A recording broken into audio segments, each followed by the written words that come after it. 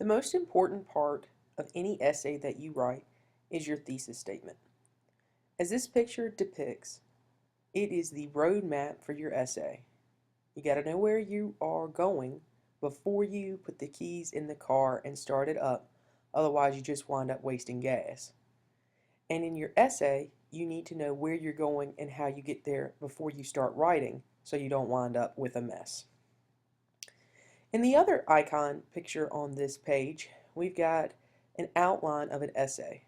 Introduction with a thesis statement, and then your body paragraphs link to that thesis statement.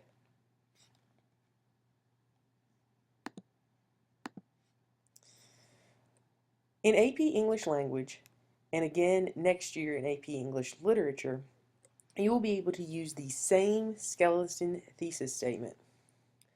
Now I know when you're looking at this thing, you say, wow, that looks like a paragraph in and of itself. It does. It is extremely detailed and thorough. However, it is only one long sentence. In the course of this video, I'm going to go through all of the blanks with you so that you can know how to use a thesis statement correctly. If you do this roadmap correctly, it will set you up for success on your AP essays, both this year and next year. And it will also help you in all of the essays that you write, whether they're AP essays or not, because you will have a framework for how you can include a big idea that is debatable, which allows you to prove it in the course of your paper. What I'd like you to do right now is to make sure that you have copied down this skeleton. In blank, comma, blank shifts from blank to blank using blank blank, comma, blank blank, comma, and blank blank, proving that long blank, period. Step 1. We want to introduce the text that you are reading and its author. All right, so I'm starting to fill in the skeleton form for you with, in quote, the name of the text, comma, quote, or if it is a book, in the name of the text, no quotes but underlined, comma, then author's first name, last name. Step 2, your claim. You're going to use either the verb shifts or contrasts. In all honesty, most of my students normally use shifts. And then you're going to explain the two tones that you find in the work. Sometimes the tone can shift from the very beginning and then at the very end.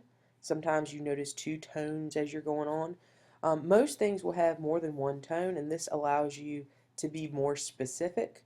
All of the AP essays that you will read, and then the ones that you have to write on those readings, will all have you answer about tone. So, adding on to our thesis statement, in the name of the text, author's first name, last name, shifts from tone 1 to tone 2. Step 3. We're going to write 3 literary devices out of the 4 possibilities of diction, details, imagery, or syntax.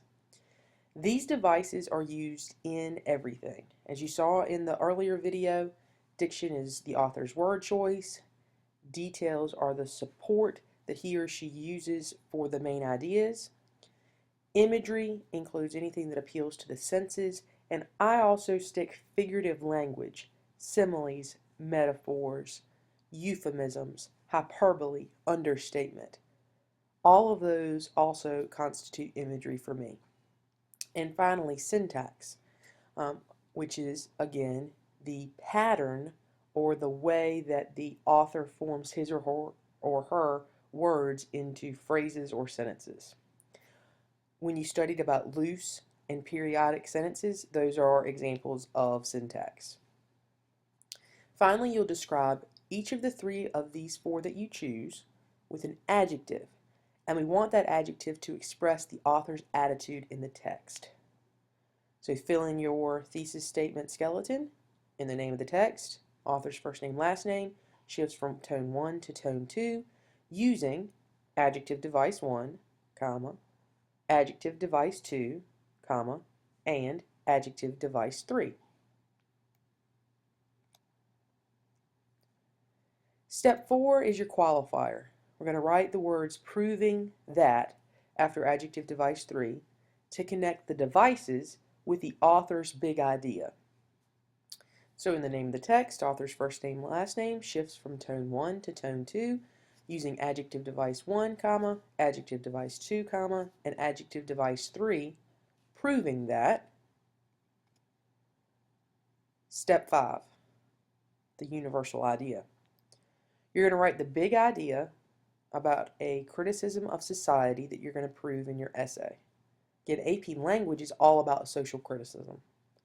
In AP Lit, you will be told in the essay prompt what the test writers expect you to answer. The other part is we want to include what we call a sexy quote. Now, this is nothing about passionate or lustfulness. These are just words that stand out to you that you think really puts the big idea into the author's own words. So for example, we have in the name of the text, author's first last name shifts from tone 1 to tone 2 using adjective device 1, adjective device 2, and adjective device 3, proving that big idea with a sexy quote criticizing society, period. So here is all the blanks put together.